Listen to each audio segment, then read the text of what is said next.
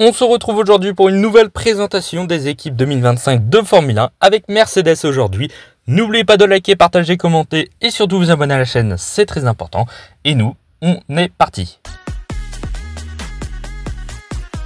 Cette année, la Mercedes a un petit peu changé de livrée, mais globalement, ça reste quasiment pareil que l'année dernière. Il y a juste la cheminée qui était rouge l'année dernière et qui est passée grise. Sinon, ça reste du gris et du noir. Pas trop de changements chez Mercedes. Pour être honnête avec vous, la livrée, elle me laisse un peu indifférent. Bon, je la trouve ni belle, ni moche. Bon, ça reste une livrée correcte, on va dire, en tout cas pour moi. Cette année, c'est un tout nouveau challenge pour Mercedes qui va avoir comme leader maintenant George Russell avec un tout nouveau pilote. Et c'est ça la grosse surprise, entre guillemets, on va dire. À un moment donné, en tout cas, c'était une surprise. L'arrivée de Kimi Antonelli qui va être rookie en Formule 1, mais directement dans un top team avec cette équipe Mercedes pour remplacer Lewis Hamilton.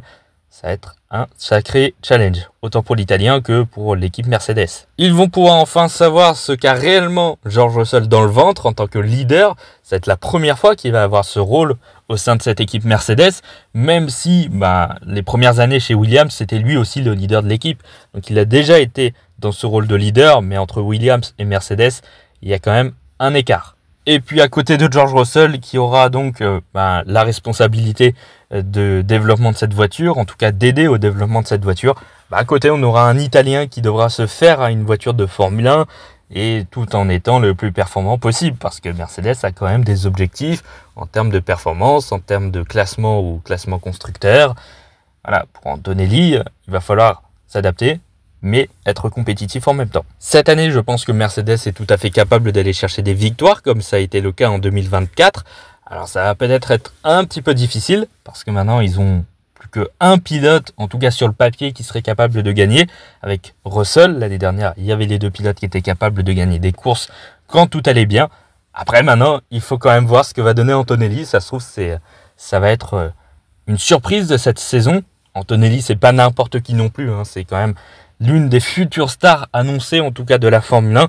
Donc, sait-on jamais, Antonelli pourra peut-être gagner des courses cette année, on n'en sait rien.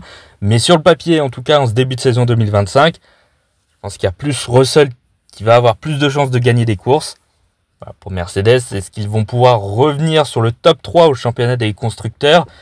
Je pense que c'est possible, honnêtement, face à Red Bull notamment, avoir la voiture qu'auront l'équipe autrichienne.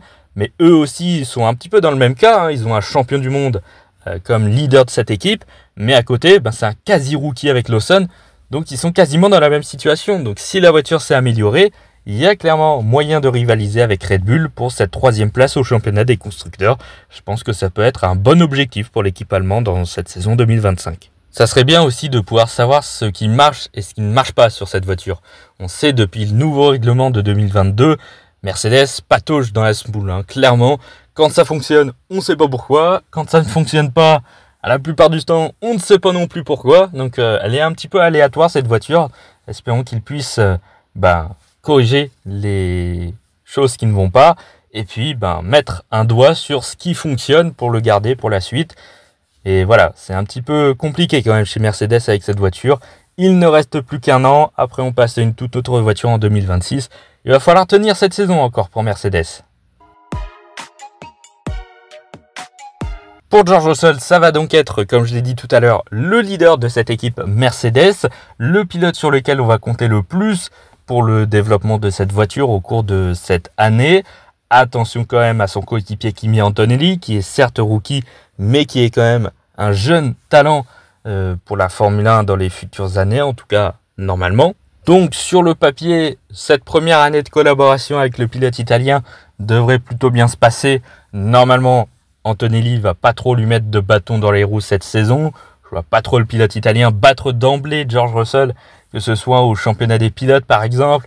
Alors il le battra peut-être sur quelques courses durant la saison, mais sur la globalité, je pense quand même que George Russell gardera quand même un avantage sur l'italien. Et si c'est pas le cas, il va falloir s'inquiéter un petit peu du côté de George Russell. Cette année, pour lui, l'objectif va être de gagner des courses cette saison, clairement. Ça a été le cas en 2024. Il a réussi à gagner à 2 reprises la saison dernière. Eh bien, cette année, je pense qu'il peut se fixer les mêmes objectifs que la saison précédente. En plus, pourvu que la Mercedes soit un peu plus compétitive encore que celle de 2024. Clairement, Russell pourrait être un candidat à la victoire. Candidat au titre, je ne pense pas quand même. La Mercedes a quand même un temps de retard sur les Ferrari ou sur les McLaren. Donc le pilote britannique pourra peut-être viser un top 5 au championnat des pilotes. Et encore, ça aide vraiment si la Mercedes est un peu plus compétitive parce qu'il y a quand même des sacrés pilotes devant. Les 2 pilotes McLaren, les 2 pilotes Ferrari, Max Verstappen également. Donc ça fait déjà 5. Donc il va falloir en battre au moins un des 5 devant. Donc ça va pas être si facile que ça pour George Russell.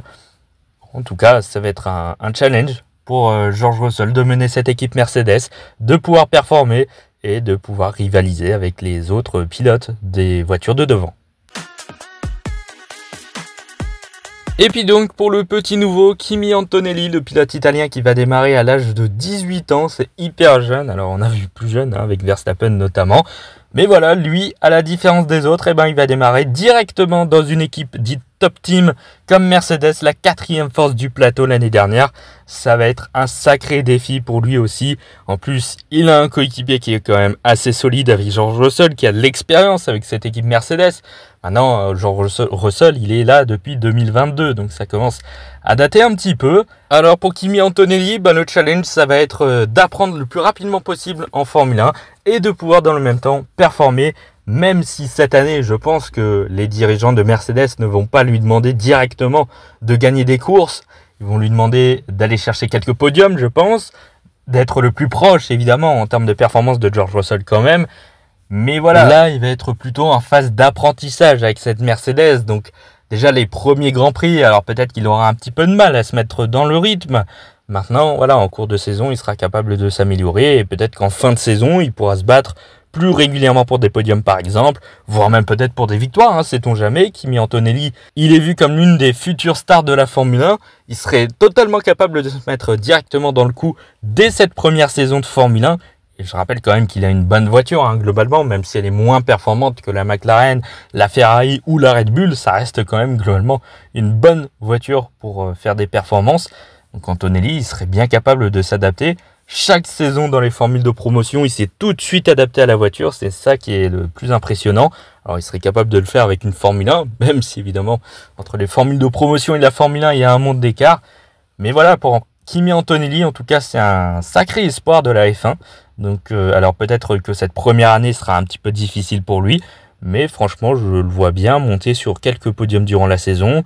Alors il ne se battra pas forcément pour battre George Russell au championnat des pilotes sur une saison entière. Il va peut-être en manquer un petit peu pour Antonelli, ce qui sera totalement logique. Mais attention à lui quand même dans les années futures, il a totalement la confiance de Mercedes.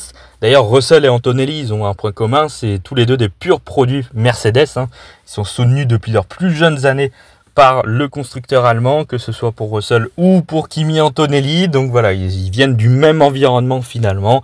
Donc voilà, Antonelli, lui, va démarrer directement dans un top team. Ça va être un sacré challenge pour le pilote italien, mais ça pourrait bien fonctionner.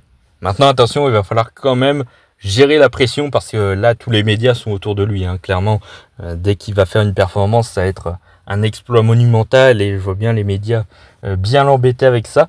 Donc, attention quand même, il va y avoir quand même pas mal de pression pour Kimi Antonelli quand même globalement. Donc, il faudra voir comment il va gérer tout ça. Mais en termes de performance pure, je pense que l'Italien, il peut très bien se débrouiller, même pour une première année en F1 directement chez Mercedes. Voilà, en tout cas, c'est la fin de cette vidéo. Merci d'avoir écouté jusque-là. N'oubliez pas de liker, partager, commenter et surtout vous abonner à la chaîne, c'est très important. Et nous, on se retrouve dès demain pour la prochaine vidéo des présentations des équipes de Formule 1. À demain.